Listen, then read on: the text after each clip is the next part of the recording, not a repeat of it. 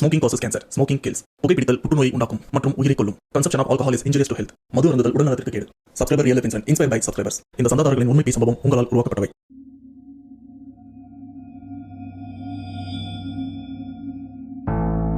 Hi வணக்கம், welcome to channel back to rewinds. Subscriber real life இன்சிடென்ட்ல இன்னைக்கு நாம ஒரு தரமான உண்மை சம்பவம், பட் இந்த உண்மை சம்பவம் கொஞ்சம் சின்னதாக தான் இருக்கும்.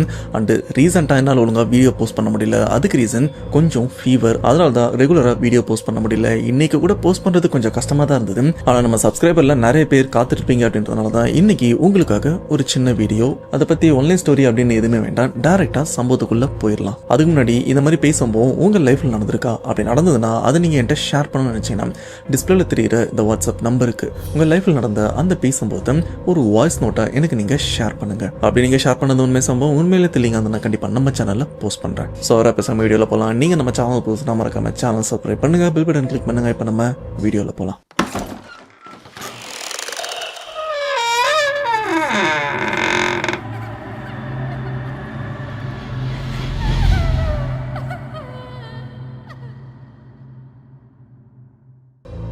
இந்த உண்மை சம்பவத்தை நாம ஷேர் பண்ண சப்ஸ்கிரைபர், இவங்க நேம் ஸ்ருதி. இவங்க தஞ்சாவூரை சேர்ந்தவங்க. தஞ்சாவூர்ல இருக்க ஒரு காலேஜ்ல இவங்களும் ஃபைனல் படிச்சுட்டு இருக்காங்க. இந்த ஒரு சம்பவம் ஸ்ருதி இவங்களுக்கும் இவங்க பெஸ்ட் ஃப்ரெண்டுக்கும் தான் நடந்திருக்கு. அண்ட் ஸ்ருதி இவங்களுடைய ஃப்ரெண்டு நேம் பிரியா. அண்ட் எல்லா பசங்களும் மாதிரியும் இவங்களும் சின்ன வயசுல இருந்து ஒரு பெஸ்ட் ஃப்ரெண்டா தான் இருந்திருக்காங்க. காலேஜும் ஒன்னா தான் படிச்சுட்டு இருக்காங்க. அண்ட் வெளியிலங்கன்னா சுத்துறதா இருந்தாலும் இந்த ரெண்டு பெண்களும் ஒன்னா சுத்துறதா இருக்கட்டும், படிக்கிற விஷயமா இருக்கட்டும், இந்த மாதிரி எல்லாத்துலயுமே ஒன்னா தான் ஈடுபடுவாங்க. இது மட்டும் இல்லாம ஸ்ருதி தஞ்சாவூர்ல இருக்கிற இவங்க கிராமத்தோட பேரையும் சொல்லல. அதுக்கு ரீசன் ஒரு சிலது இருக்கு, அதனால தான் அவங்க சொல்லல. அப்படிப்பட்ட ஸ்ருதி இவங்களுடைய கிராமத்துல பாத்தீங்கன்னா ஒரு சில வருஷத்துக்கு முன்னாடி கொஞ்சம் தண்ணி தட்டுப்பாடும் இருந்திருக்கு. இதனாலேயே ஸ்ருதி இவங்க ஃப்ரெண்டான பிரியா இவங்க ரெண்டு பேருமே பக்கத்து கிராமத்துக்கும் அண்ட் எங்கெங்கெல்லாம் தண்ணி இருக்கும் அங்க போயிட்டு இவங்க வீட்டுக்கு தேவையான தண்ணியை சேகரிச்சுட்டும் வருவாங்க. இதுல ஸ்ருதி இவங்க இந்த மாதிரி தண்ணி எடுக்கிறதா இருக்கட்டும், வெளியில சுத்துறதா இருக்கட்டும், இவங்க தனியா போக மாட்டாங்க. ஏன்னா இவங்களுக்குள்ள பயம் ரொம்பவே அதிகமா இருக்கு. ஆனா இவங்க ஃப்ரெண்டான பிரியா அவங்களுக்கு பயம் அப்படின்றது சுத்தமாவே இல்லை. ஸ்ருதி இவங்க வந்தாலும் சரி வரலனாலும் சரி, இன்கேஸ் எங்கன்னா வெளியில போறதா இருந்தா தைரியமா தனியாவும் போயிட்டு வருவாங்க. இதே மாதிரிதான் இவங்க வீட்டுக்கு தேவையான தண்ணி எங்கெல்லாம் கிடைக்குமோ, திடீர்னு ஒரு ஏரியால பைப்ல தண்ணி வரும்னு சொல்லுவாங்க, இவங்களும் போயிட்டு பிடிச்சிட்டு வருவாங்க. அதே மாதிரிதான் இவங்க கிராமத்துக்கு பக்கத்துல கொஞ்சம் தூரத்துல பாத்தீங்கன்னா ஒரு ஏரியால தண்ணியும் வந்துட்டு இருக்கு. ஸ்ருதியும் சரி பிரியா இவங்க ரெண்டு பேருமே தண்ணி பிடிக்கலாம்னு போறாங்க. அப்பதான் ஸ்ருதிக்கு இன்னொரு விஷயமும் தெரிய வருது. இப்ப நாம தண்ணி பிடிக்கிறோம்ல, இந்த இடத்துல கூட்டம் அதிகமா இருக்கு. ஆனா கொஞ்சம் தூரம் தள்ளி போனா அந்த இடத்துல தண்ணியும் வருது, ஆனா அந்த இடத்துல ஒருத்தர் கூட தண்ணி பிடிக்க மாட்டாங்களே அப்படின்னு யோசிக்கும் போதுதான் இவங்களுக்கு ஒரு விஷயம் தெரிய வருது. அது என்னன்னா, இப்ப இவங்க கூட்டத்தோட தண்ணி பிடிச்சிட்டு இருக்காங்களே, இதுல இருந்து கொஞ்சம் தள்ளி இருக்கிற அந்த இடம் ஒரு சுடுகாட்டு கிட்டயும் இருக்கு. அந்த சுடுகாட்டு கிட்ட தான் தண்ணி பிடிக்கிற இடமும் இருக்கு. அப்பேற்பட்ட இடத்துக்கு இந்த ஊர் மக்கள் யாருமே போக மாட்டாங்க அண்டு போக கூடாதுன்னு சொல்லியிருக்காங்க. குறிப்பா இந்த வயசுக்கு வந்த பெண்கள் அந்த பக்கம் போகவே கூடாது அப்படின்னு ரெஸ்ட்ரிக்ஷன் போட்டதாகவும் சொல்லியிருக்காங்க.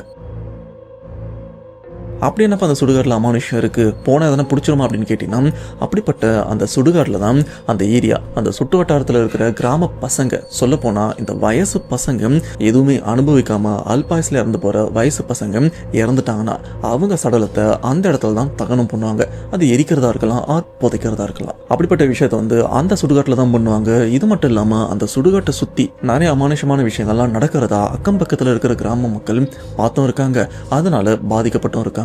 இந்த ஒரு காரணத்துக்காக தான் வயசு பொண்ணுங்களை அந்த இடத்துல போயிட்டு தண்ணி பிடிக்க வேண்டாம், இது வயசு பொண்ணுங்களுக்கு மட்டும் இல்ல, யாருமே அந்த இடத்துல போய் தண்ணி பிடிக்காதீங்க அப்படின்னு அந்த ஊர் மக்கள் எல்லாருமே அவங்களுக்குள்ள ஒரு முடிவோடு இருக்காங்க. ஸோ இந்த ஒரு காரணத்தினாலே ஸ்ருதியா இருக்கட்டும் பிரியாவா இருக்கட்டும் இவங்க ரெண்டு பேருமே அந்த கும்பல் அதிகமா இருக்கிற இடத்துல தான் தண்ணியும் பிடிச்சிட்டு இருப்பாங்க.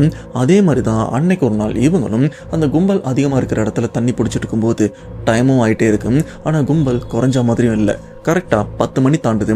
10 மணி தாண்டினதுக்கு அப்புறம் பிரியாவும் சரி ஸ்ருதியும் சரி யோசிக்கிறாங்க, ஏய் இங்கே இருந்தனா நமக்கு சத்தியமா தண்ணியே கிடைக்காது, என் கூட கொஞ்சம் வா அப்படின்னு பிரியா என்ன பண்றாங்கன்னா ஸ்ருதியை அப்படியே சைட்ல வலிச்சிட்டும் போறாங்க. ஆனா ஸ்ருதியோட எண்ணம் என்னன்னா, ஒருவேளை இவ தண்ணி பிடிக்க வேண்டாம் வீட்டுக்கு கூட்டு போறாளான்னு நினைச்சு, ஏய் இருடி வீட்டுல சுத்தமா தண்ணி இல்ல, கொஞ்ச நேரம் இருந்து தண்ணி பிடிச்சிட்டு போலாம் அப்படின்னு ஸ்ருதி அவங்களும் சொல்ல, ஏய் அதுக்கு தான் நான் சொல்றேன் என் கூட வா அப்படின்னு இப்போ பிரியா ஸ்ருதி இவங்க கையை பிடிச்சி வேற பக்கமா இழுத்துட்டு போறாங்க.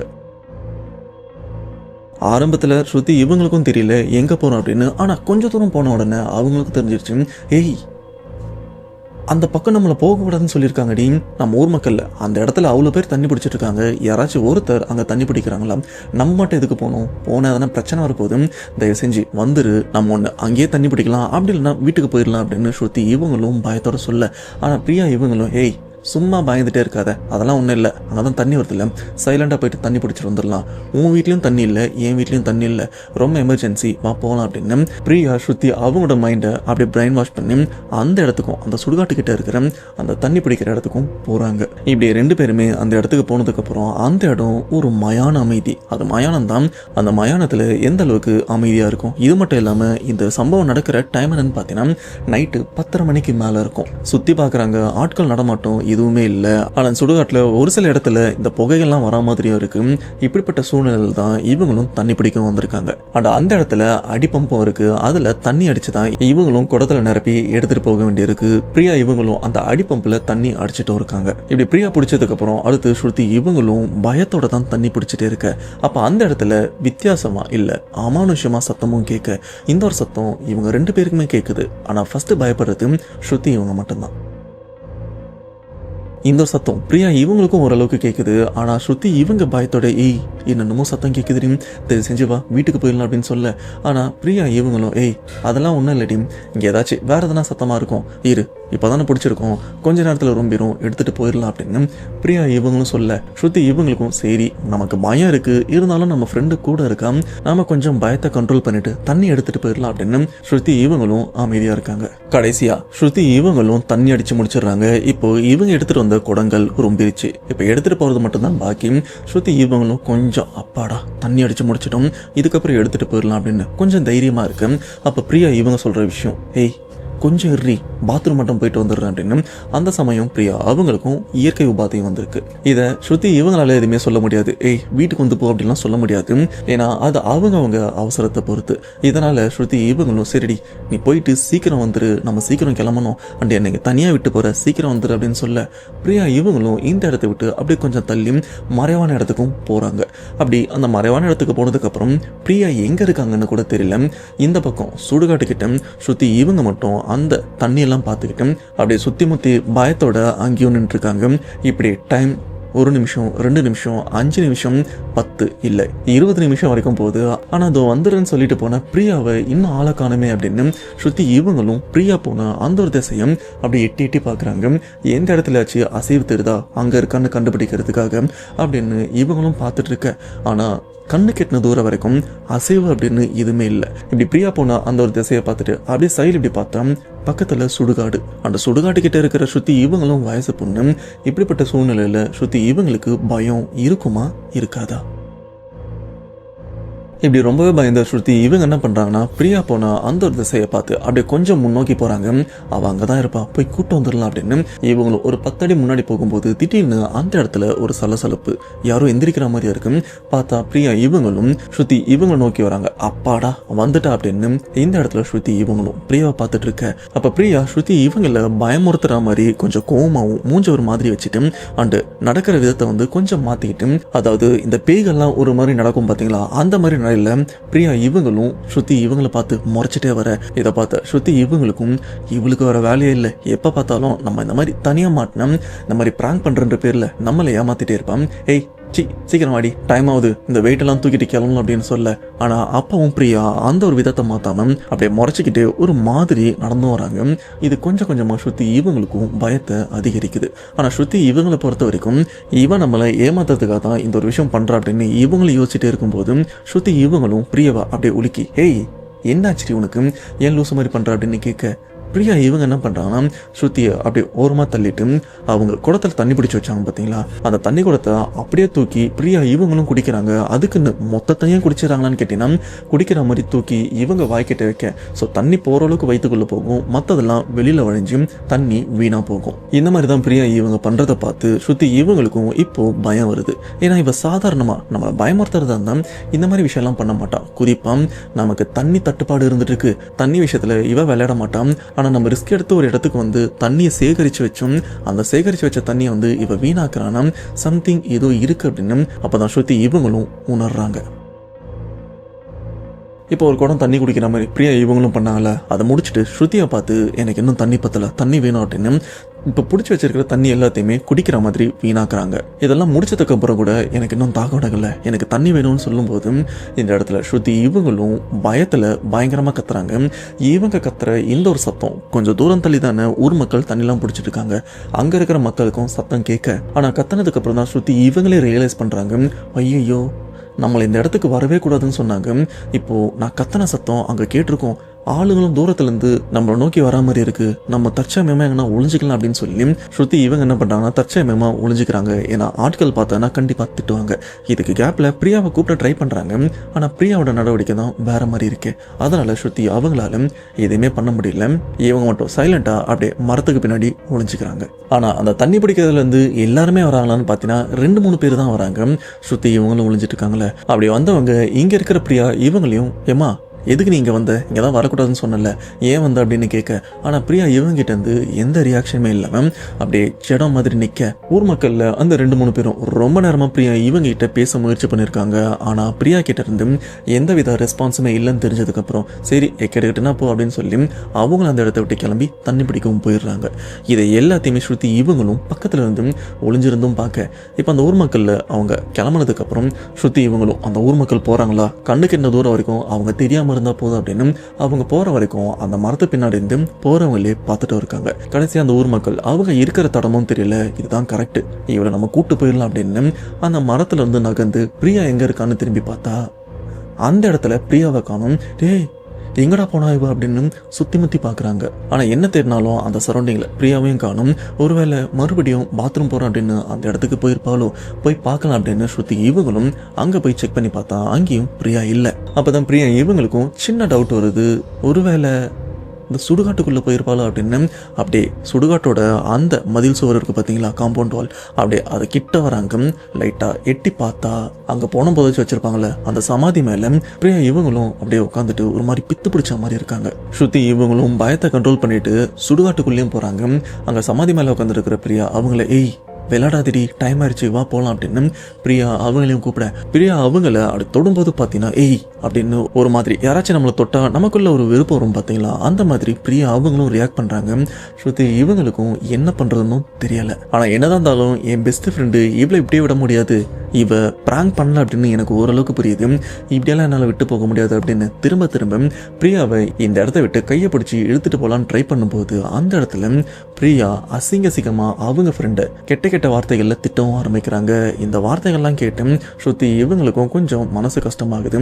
ஆனால் இது இவ பண்ணலை, இவ உடம்புல இருக்கிற ஏதோ ஒன்று பண்ணுதுன்னு மட்டும் எனக்கு தெரியும், எனக்கு இப்போ என்ன பண்ணுறதுன்னு தெரியல அப்படின்னு ஸ்ருதி இவங்களும் குழம்பி நிற்க, ஒரே வழி தான், ஒன்று பிரியா இவங்களை அடாவடியாக இந்த இடத்த விட்டு எடுத்துகிட்டு போகணும், அப்படி இல்லைன்னா ஊருக்குள்ளே போயிட்டு நம்ம ஊர் ஆட்களை யாராச்சும் கூட்டிகிட்டு வந்து இந்த பிரச்சனை என்னன்னு பார்க்கணும் அப்படின்னு ஸ்ருதி இவங்களும் யோசிக்கிறாங்க. ஆனால் ஸ்ருதி இவங்களுக்கு 3வது ஒரு விஷயமும் தோணுது. அது என்னென்னா, இவங்க இருக்கிற சுடுகாட்டிலேருந்து கொஞ்சம் தள்ளி போனால் ஊரோட காவல் தெய்வமான எல்லையம்மன் கோவிலும் இருந்துட்டு இருக்கு. பேசாமல் அங்கே போனால் ஏதாச்சும் உதவி கிடைக்கும். ஏன்னா நம்ம கோவில் போகாமல் வீட்டுக்கு போனால் கண்டிப்பாக நம்மளை அடிப்பாங்க, திட்டுவாங்க, அந்த இடத்துக்கு போகக்கூடாது அப்படின்னு ஊர் மக்களே சொல்லியிருக்காங்க. ஆனால் அதை மீறி நம்ம போயிருக்கோம், இதனால் கோயிலுக்கு போயிட்டு அங்கே இருக்கிறவங்க கிட்ட உதவி கேட்டதான் அப்படின்னு ஸ்ருதி இவங்களும் அவசரமாக பிரியாவை அப்படியே விட்டுட்டு பக்கத்தில் இருக்கிற எல்லையம்மன் கோயிலுக்கும் போகிறாங்க. இவங்க நேரம் அந்த இடத்துல அப்போ தான் அந்த கோவிலோட பூசாரி வேலையெல்லாம் முடிச்சுட்டு கோயிலை விட்டு கிளம்பலான்னு வராரு. இதை பார்த்து ஸ்ருதி இவங்களும் பூசாரி அவரை பார்த்து நடந்த விஷயத்தையும் சொல்கிறாங்க. ஐயா இந்த மாதிரி தண்ணி பிடிக்கலாம் அப்படின்னு வந்த இடத்துல என் ஃப்ரெண்டு ஏதோ பண்ணுறா அப்படின்னு சொல்லும்போது, தண்ணி பிடிக்கவா எங்கம்மா அப்படின்னு அவரும் கேட்டிருக்காரு. ஏன்னா ஊர் மக்கள் தண்ணி பிடிக்கிற இடம் வேற, இந்த பொண்ணு வந்திருக்கிறது இந்த சுடுகாட்டு கிட்ட இருந்து அப்படின்னு அவரும் யோசிக்க, ஸ்ருதி இவங்க சொல்லிடுறாங்க அந்த சுடுகாட்டு கிட்ட தான் அப்படின்னு. இதை கேட்ட அந்த பூசாரி பயங்கரமா திட்டவும் ஆரம்பிக்கிறாரு.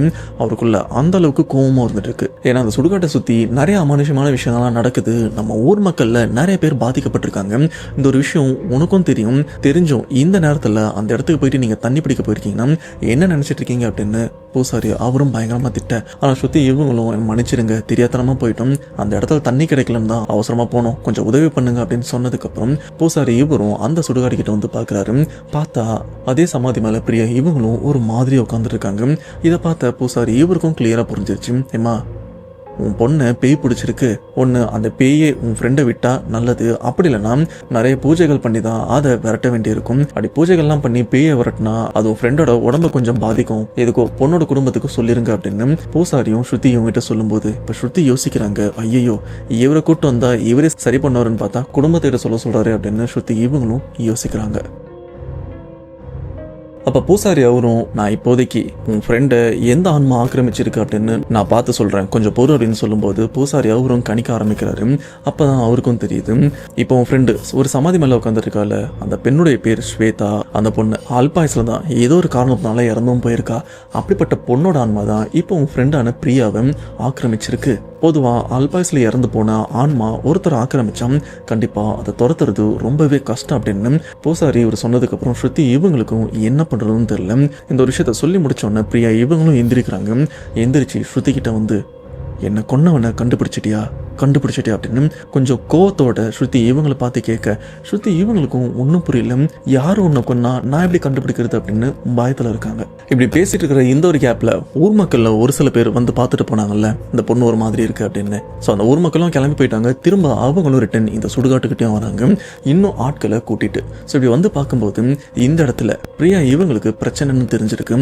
அந்த பிரியா உடம்புல இருக்கிற அந்த ஆன்மா அங்கே இருக்கிற ஊர் மக்கள் கிட்டையும் சேம் அதே கொஸ்டின் தான் கேட்குது, என்னை கொன்னவனை கண்டுபிடிச்சு அவனை என்கிட்ட கொண்டு வாங்கன்னு சொல்லும்போது ஊர் மக்கள் இவங்களும் யோசிக்கிறாங்க, ஏமா உன்னை கொன்னவனை எங்களுக்கு எப்படி தெரியும், உனக்கு தானே தெரியும், நீ தானே யாரோ ஒருத்தவங்க உன்னை கொன்னாங்கன்னு சொல்கிற, அப்படி கொன்னவனை கண்டிப்பாக உனக்கு அடையாளம் தெரியாமல் இருக்குமா, எங்ககிட்ட கேட்டால் நாங்கள் என்ன பண்ணுறது அப்படின்னு ஊர் மக்கள் எல்லாருமே பதில் சொல்ல, இந்த ஒரு பதில் கேட்ட பிரியா உடம்புல இருக்கிற அந்த ஆன்மா பிரியா இவங்க உடம்பு வந்து ஹர்ட் பண்ணுற மாதிரி அந்த இடத்துல விழுந்து உருடுறதா இருக்கட்டும், அங்கே இருக்கிற சவத்தில் போயிட்டு வேகமாக முட்டுறதா இருக்கட்டும், தன்னைத்தானே காயப்படுத்திக்கிறதா இருக்கட்டும், இந்த மாதிரி நிறைய விஷயங்கள் பண்ணிட்டு இருக்க ஊர் மக்கள் தடுக்கவும் ட்ரை பண்ணுறாங்க. ஆனால் யாராலுமே அந்த தற்சமயம் தடுக்கவும் முடியல.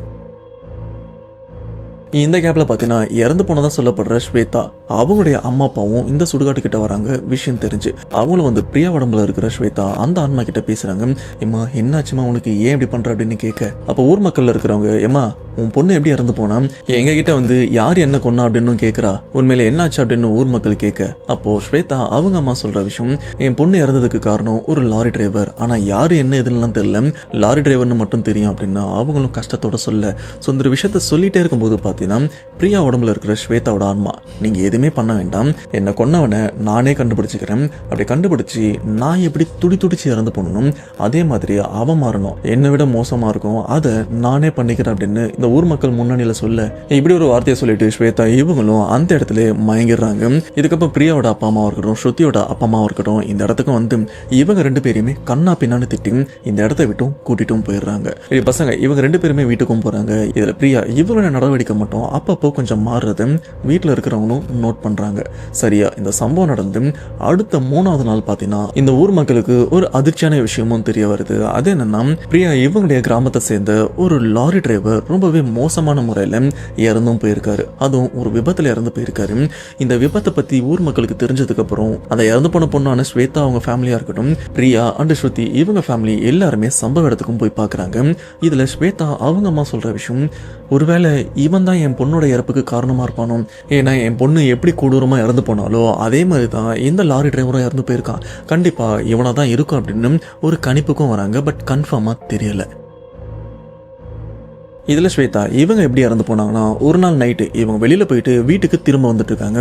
ஹைவே வழியாக தான் நடந்து வந்துட்டு இருக்காங்க. அந்த ஹைவே ரோட்டை தாண்டணும் அப்படின்னு இவங்களும் ரெண்டு பக்கமும் பார்த்துருக்காங்க, வண்டி ஏதாச்சும் வருதா அப்படின்னு. ஸ்வேதா இவங்க ரோடு தாண்டுற சமயம் வண்டி வந்துதா இல்லையான்னு தெரியல, இதை பார்க்காம ஸ்வேதா இவங்களும் வேகமாக ரோட்டை தாண்டிருக்காங்க. அப்போ ரொம்பவே வேகமாக ஒரு லாரியும் வந்திருக்கு. அந்த லாரி டிரைவர் நினச்சிருந்தாருன்னா பிரேக் அடிச்சு வண்டியை நிறுத்தி இருக்கலாம், ஆனால் அந்த லாரி டிரைவர் மேபி குடிச்சிட்டு வண்டி ஓட்டி இருக்கலாம் அப்படின்னு அந்த சமயம் அங்கே அக்கம் பக்கத்தில் இந்த சம்பவத்தை பார்த்தவனும் சொல்கிறாங்க. ஏன்னா அந்த லாரியோட அந்த டிஸ்டன்ஸை பொறுத்த வரைக்கும் பிரேக் அடிச்சா கிட்ட வந்தாச்சு வண்டியை நிறுத்திருக்கலாம். ஆனால் பிரேக்கே அடிக்காம ரொம்பவே வேகமாக ஸ்வேதா இவங்க மேலே இடிச்சது மட்டும் இல்லாமல் அவங்க உடல் அந்த இடத்துல நசுங்கி அந்த லாரி டிரைவரும் வண்டியை நிறுத்தாம ரொம்பவே வேகமாக இந்த இடத்த விட்டும் போயிட்டு இருக்காரு. இதுக்கப்புறம் இறந்து போன ஸ்வேதா அவங்கள வந்து அவங்க ஏரியாலே நல்லடக்கமும் பண்றாங்க. நான் ஆரம்பத்தில் சொல்லியிருப்பேன், இவங்க ஏரியாவில் இருக்கிற சுடுகாட்டில் இந்த வயசு பசங்க அப்படின்னு, வயசு பசங்கன்னா வந்து பசங்களா இருக்கட்டும் பொண்ணுங்களா இருக்கட்டும் அவங்க ரெண்டு பேருமே தான் அந்த சுடுகாட்டில் அடக்கம் பண்ணுவாங்க, இருக்கிறதா இருக்கட்டும் புதைக்கிறதா இருக்கட்டும். அப்படிப்பட்ட அந்த சுடுகாட்டில் அடக்கம் பண்ணதுக்கு அப்புறம் அந்த பொண்ணு இறந்த அடுத்த நாள்ல இருந்து பார்த்தீங்கன்னா அந்த ஏரியாவோட பல பகுதியில் யாரும் விசில் அடிச்சு நடந்து போறத அக்கம் பக்கத்தில் இருக்கிற வீட்டு வாசிகள் எல்லாருமே பார்த்து பயந்துருக்காங்க. ஏன்னா இறந்து போன ஸ்வேதா இவங்க வீட்டில் ஆடுலாம் நிறைய வளர்க்குறாங்க. ஸ்வேதா இவங்க தான் ஃப்ரீ டைம்ல ஆட்டெல்லாம் அப்படி மேய்ச்சிட்டு அப்படி மேய்க்கிற அந்த ஆட்டை விசில் அடிச்சுட்டே தான் அதை மேய்ச்சிட்டும் வருவாங்க. அதே சத்தம் அதே டோன் அந்த ஊர் மக்கள் அவங்களுக்கும் கேட்க இந்த சத்தத்தை நான் எங்கேயே கேட்டிருக்கேன் அப்படின்னு ஒரு சில பேர் வெளியில வந்து பார்த்துருக்காங்க. பார்த்தா அந்த இடத்துல இறந்து போன ஸ்வேதாவோட ஆன்மம் நடந்து போகுது. அது விசில் அடிச்சுட்டு நடந்து போறதை பார்த்து நிறைய பேர் மிரண்டிருக்காங்க.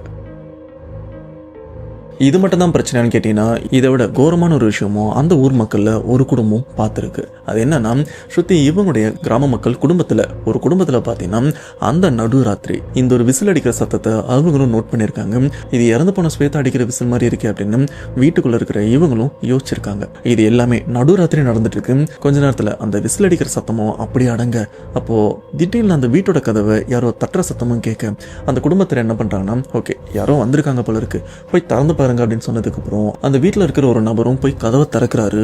பார்த்தா இந்த குடும்பமே அந்த ஒரு விஷயத்தை பார்த்து கோரமான விஷயத்தை பார்த்து அந்த அளவுக்கு அலறுது. ஏன்னா நான் ஆல்ரெடி சொல்லியிருப்பேன் ஸ்வேதா இவங்க லாரி ஆக்சிடென்ட்ல இறந்தும் போயிருப்பாங்க. அப்படி வண்டி ஏறி நசுங்கின உடம்பு எந்த அளவுக்கு கோரமா இருக்கும் பார்க்கவே முடியாது. அதே உடம்போட இப்ப ஸ்வேதா இந்த வீட்டு வாசல் நின்று எனக்கு தண்ணி வேணும் தண்ணி தாகமா இருக்கு தண்ணி கொடுங்க அப்படின்னு கேட்கும்போது இந்த வீட்டில் இருக்கிற மக்களோட மனநிலைமை எப்படி இருக்கும்? அந்த குடும்பத்தில் இருக்கிற எல்லாருமே இப்படிப்பட்ட மோசமான விஷயத்தை பார்த்து பயத்தில் மயங்கி விழுந்துட்டு இருக்காங்க. அதுக்கப்புறம் ஸ்வேதாவோட ஆன்மாவும் இவங்களை எதுவுமே பண்ணாமல் அந்த இடத்த விட்டும் போயிட்டு இருக்கு.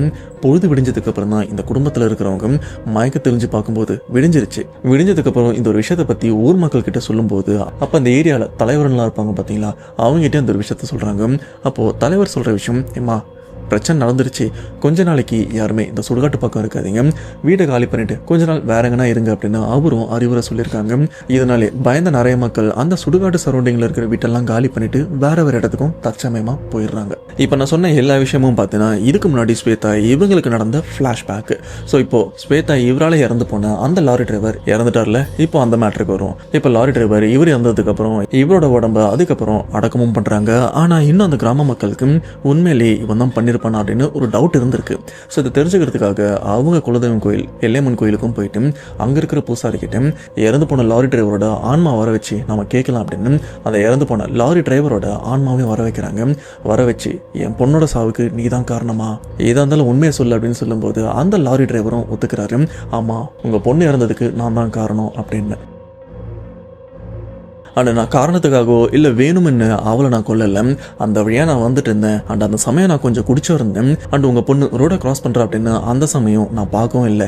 கிட்ட வந்ததுக்கப்புறம் தான் அவளையும் பார்த்தேன். அதுக்குள்ளே என்னென்னவோ நடந்துருச்சு. வண்டியும் அவன் மேலே ஏறிச்சுன்னு தெரியும். ஸோ இதுக்கப்புறம் நான் இங்கே இருந்தேன்னா கண்டிப்பாக பிரச்சனை வரும்னு தான் இந்த இடத்த விட்டும் போயிட்டேன். அண்டு நம்ம ஊர் பொண்ணே வந்து நான் வண்டி ஏற்றி கொண்டுட்டேன் அப்படின்னு இந்த ஒரு விஷயத்தை யாருக்கிட்ட என்னால் சொல்ல முடியும். அதனால தான் இதை பற்றி நான் யார்ட்டையுமே சொல்லலை அப்படின்னு இறந்து போன அந்த லாரி டிரைவரும் சொல்கிறாரு. உங்கள் பொண்ணு இறந்ததுக்கு என்னவோ நான் தான் காரணம். ஆனா அது தெரியாம தான் நடந்தது. ஆனா இதனால கோவம் அடைஞ்ச உன் பொண்ணு இப்ப என்ன கொண்டுட்டா உண்மையிலே தப்பு என் மேல இல்லை அப்படின்னு அந்த லாரி டிரைவர் சொன்னதுக்கு அதுக்கப்புறம் டிரைவரோட ஆன்மா அந்த இடத்த விட்டும் போயிருது. இப்போ ஊர் மக்கள் இவங்களுக்கும் தப்பு உண்மையிலே யார் மேல எனக்கும் இதே கேள்விதான் இருக்கு. உண்மையிலே இந்த இடத்துல தப்பு யார் மேல? இது எல்லாமே ஓரளவுக்கு லாரி டிரைவர் இவர் மேல இருக்குன்னு கூட சொல்லலாம். ஏன்னா அந்த சமயம் குடிக்காம ஓட்டியிருந்தாருன்னா மேபி ரோட்டு மேல கவனம் இருந்திருக்கும்.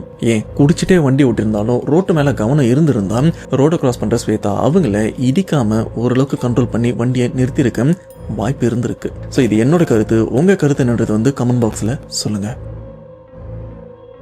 இப்போ இந்த இடத்துல தான் பிரியாவும் இருக்காங்க. பிரியா உடம்புல தான் ஸ்வேதாவோட ஆன்மாவும் இருந்துட்டு இருக்க. இங்க இருக்கிற பூசாரி அவரும் கேட்கிறாரு, ஏமா அதுதான் உன் ஆசை நிறைவேறிச்சில்ல, உன்னை கொன்னவன் நினைச்ச லாரி டிரைவர் வந்து இப்போ நீயும் கொண்டுட்ட, அவனும் இறந்து போயிட்டான். இதுக்கப்புறம் எதுக்கு இந்த பொண்ணு உடம்புல இருக்க, இவ உடம்பை விட்டு வெளியில வந்து சொல்லும்போது ஸ்வேதாவோட ஆன்மா என்ன சொல்லுதுன்னா, இல்லை என்னால் வர முடியாது, நான் இவ உடம்புல இருந்து ஏன் ஊர் மக்கள் கூட நான் ஒன்னா வாழ போறேன் அப்படின்னு ஸ்வேதாவோட ஆன்மாவும் சொல்ல. ஆனா இந்த ஒரு விஷயத்த ஊர் மக்கள் ஏத்துக்க விரும்பல. ஏன்னா பிரியா இவங்களுக்கு வாழ்க்கை இருக்கு, ஸ்வேதா அவங்களுக்கு ஏதோ நடந்து போயிருச்சு, இதுக்கப்புறம் உனக்கு வாழ்க்கை இல்லை, வாழ வேண்டிய பொண்ணோட வாழ்க்கையை கெடுத்துறாத, இந்த இடத்த விட்டு போயிரு அப்படின்னு எவ்வளவு கேட்டு பாக்குறாங்க, கெஞ்சும் பார்க்குறாங்க. ஆனால் ஸ்வேதாவோட ஆன்மா கேட்குற மாதிரி இல்லை. பூசாரி இவரும் சொல்கிறாரு, இல்லை இந்த ஸ்வேதாவோட ஆன்மா பிரியா இவரோட வாழ்க்கையை வந்து கெடுக்காமல் போகாது. இதை நாம் வலுக்கட்டாயமாக தான் உடம்ப விட்டு பிரித்து துரத்தணும். அதுக்குண்டான வேலையை நான் இப்போவே பண்ணுறேன் அப்படின்னு பூசாரி அவர் என்ன பண்ணுறாருன்னா, அவரோட உடம்புல எல்லையம்மன் அவங்கள வர வச்சு அந்த இடத்துல ஒரு பெரிய பூஜை பண்ணி பிரியா அவங்க தலைமுடியை பிடிங்கி எடுத்து அதை நெருப்பில் எரிச்சு ஆணில சுற்றி நிறைய சடங்குகள்லாம் பண்ணுறாங்க. இதெல்லாம் பண்ணி வலுக்கட்டாயமாக தான் பிரியா உடம்புல இருக்கிற ஸ்வேதா அந்த ஆன்மாவை அப்படி பிரித்து எடுத்து அந்த இடத்த விட்டு அடிச்சும் துரத்துறாங்க. இப்படி ஸ்வேதாவோட ஆன்மாவை அனுப்புனதுக்கு அப்புறம் தான் பிரியா இவங்களே சுயநினைவுக்கும் வந்திருக்காங்க. இவ்வளோ நேரம் நடந்த எந்த விஷயமும் இவங்களுக்கும் தெரியல. சொல்லப்போனால் பிரியா இவங்களுக்கு ஏதோ கோமால இருந்த மாதிரி ஃபீல் பண்ணியிருக்காங்க. ஆனால் ஸ்வேதா ஆன்மா இந்த இடத்த விட்டு போகிறதுக்கு முன்னாடி ஒரு வார்த்தையை அழுத்தமாக சொல்லிட்டு போயிருக்கு. இப்போது இவ உடம்பை விட்டு நீங்கள் என்ன வெளியில் அனுப்பிட்டீங்களே, ஆனால் இவ நாளைக்கு கண்முழிக்க மாட்டான், அதை உங்களால் முடிஞ்சால் தடுத்து பாருங்க அப்படின்னு சொல்லிட்டு ஸ்வேதா ஆன்மாவும் இந்த இடத்த விட்டும் போயிட. ஆனால் இது இந்த ஊர் மக்களுக்கு ஏதோ இந்த ஆன்மா பூச்சாண்டி காட்டிட்டு போகுது, அதெல்லாம் ஒன்றும் இல்லை அப்படின்னு எல்லாருமே கேஷுவலாக தான் இருந்திருக்காங்க. அதுக்கேற்ற மாதிரி பிரியா இவங்களுக்கும் அந்த மந்திரிக்க விஷயம்லாம் பண்ணி அவங்கள வீட்டுக்கும் அனுப்புகிறாங்க. அன்றைக்கு நைட்டு பிரியா இவங்க நல்லபடியாக தூங்குறாங்க. ஆனால் அப்படி தூங்கின பிரியா பொழுது அப்படின்ற ஒரு விஷயத்த வந்து பார்க்கவும் இல்லை ஸ்டில் இப்போ வரைக்கும். ரொம்ப நேரமாக பிரியா இவங்க தூங்குறத பார்த்து அவங்க வீட்டில் இருக்கிறவங்களாம் எழுப்பியிருக்காங்க. ஆனால் உடம்புல எந்த அசைவுமே இல்லை. இதனால் பிரியாவோட அம்மா என்ன பண்ணுறாங்கன்னா ஸ்ருதிக்கு கால் பண்ணி ஸ்ருதியோட ஃப்ரெண்ட்ஸ் எல்லாருமே வந்து பிரியாவை எழுப்புறாங்க. ஆனால் பிரியா கடைசி வரைக்கும் எந்திரிக்கவே இல்லை. அதுக்கப்புறம் தான் தெரிஞ்சிருக்கு அந்த ஸ்வேதா அம்மா சொல்லிட்டு போன மாதிரி பிரியா இவ இறந்து போயிட்டா அப்படின்னு. இந்த ஒரு விஷயம் அந்த ஏரியாவில் இருக்கிற யாராலையுமே அக்செப்ட் பண்ண முடியல. ஏன்னா போன வாரம் வரைக்கும் ரொம்பவே நல்லா சுற்றிட்டு இருந்த பொண்ணு இப்போ உயிரோடு இல்லை. அதுக்கு காரணம் பேயினும் போது அவங்களால இந்த ஒரு விஷயத்தை எப்படி எடுத்துக்க முடியும்? அந்த பிரியா இவங்க இறந்து ஒரு சில வருஷம் தான் ஆகுது. ஆனால் ஸ்ருதி இவங்களால இப்போ வரைக்கும் அந்த ஒரு விஷயத்தை அக்செப்ட் பண்ண முடியல. அந்த ஒரு சம்பவத்திலேருந்து இப்போ வரைக்கும் வெளியில் வர முடியாமல், அதாவது தான் ஃப்ரெண்டு இறந்து போயிட்டா அப்படின்ற ஒரு விஷயத்துலேருந்து வெளியில் வர முடியாமல் ரொம்பவே கஷ்டப்பட்டு இருக்காங்க. இந்த ஆடியோ சென்ட் பண்ணும்போது கூட அவங்க அழுதுகிட்டே தான் பேசிட்டு இருந்தாங்க. அண்ட் எனக்கும் இப்படிப்பட்ட சுச்சுவேஷனில் என்ன சொல்கிறது அப்படின்னு தெரியல. மேபி நீங்கள் ஆறுதல் சொல்லணும் அப்படின்னு நினச்சிங்கன்னா கமெண்ட் பாக்ஸில் சொல்லுங்கள். கண்டிப்பாக அவங்களும் பார்த்து கொஞ்சம் ஆறுதல் அடைய வாய்ப்பு இருக்குது. ஸோ ஸ்ருதி பிரியா இவங்க லைஃப்பில் நடந்த இந்த சம்பவத்தை கேட்கும்போது உங்களோட தாட் என்ன? அண்ட் என்னால் முடிஞ்ச வரைக்கும் உங்களுக்கு கிளியராக எக்ஸ்பிளைன் பண்ணியிருப்பேன் அப்படின்னு நம்புறேன். அவ்வளோதான் மக்களே, சம்பவம் கண்டிப்பாக இந்த ஒரு சம்பவம் உங்களுக்கு பிடிச்சிருக்கும் அப்படின்னு நம்புறேன். இந்த சம்பவத்தை பற்றி உங்களோட தாட்ன்றது வந்து மறக்காம கமெண்ட் பாக்ஸில் மென்ஷன் பண்ணுங்க. அண்ட் உங்கள் லைஃப்லையும் இந்த மாதிரி இன்ட்ரெஸ்டிங்கான பேய் சம்பவம் நடந்ததுன்னா டிஸ்கிரிப்ஷனில் வாட்ஸ்அப் நம்பர் இருக்கு, ஒரு வாய்ஸ் மெசேஜ் சென்ட் பண்ணினா கண்டிப்பாக அடுத்தடுத்த சம்பவமாக உங்களதையும் பார்க்கலாம். அதுவரை உங்களிடமிருந்து விடைபெறுவது உங்கள் நான்